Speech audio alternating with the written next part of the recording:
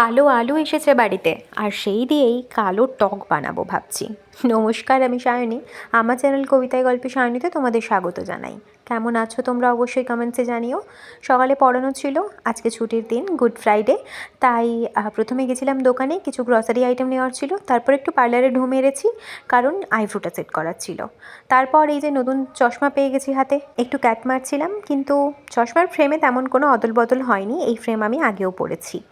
তারপর চা আর ঘুগনি নিয়ে বসে গেলাম খেতে। আর এই যে নন্দীগ্রাম থেকে আনা হয়েছে লাল আর কালো ছোট ছোট আলু, দেখতে ভীষণই ইন্টারেস্টিং।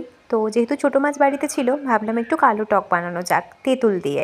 তো ওটাই বানানো হয়েছিল, কিন্তু তেঁতুলটা যেহেতু নতুন, তাই সেরকম কোনো রকম কালো ব্যাপার আসেনি। রান্না কমপ্লিট করে চলে এলাম। এই যে একটুখানি তেল গরম করেছি চুলে মাখার জন্য, আর তার সাথে একটা ফেস প্যাকও বানিয়েছিলাম। আর সেটাতে হেল্প করছে ভাইকে শেখাচ্ছিলাম যে এইভাবে হাতের টিপটা দিয়ে একটুখানি ম্যাসেজ করে দে, যেভাবে আমি করে দিই। তো ওভাবে ও করে দিয়েছে। তারপর খেতে বসেছিলাম স্নান টান করে। এই যে কালো টক হয়েছে, খেতে কিন্তু ভালো হয়েছে, যতই কালোটা কালো না হোক। আর কাকুর আইডিয়া ছিল যে এতে আলু দেওয়া যেতে পারে। কেন, টকের আলু বলা হয় বটে, বাট খেতে কিন্তু টকের আলু মন্দ নয়। যাই হোক, একটা সুন্দর পেঁয়াজ আর কাঁচা লঙ্কার গ্রাস তৈরি করে খেয়ে ফেললাম। এরপর একদম সন্ধেবেলা খেয়েছিলাম সবেদা, যেটা মামাবাড়ি থেকে পাঠানো হয়েছে। বাবা আজ মামাবাড়ি গেছিলো।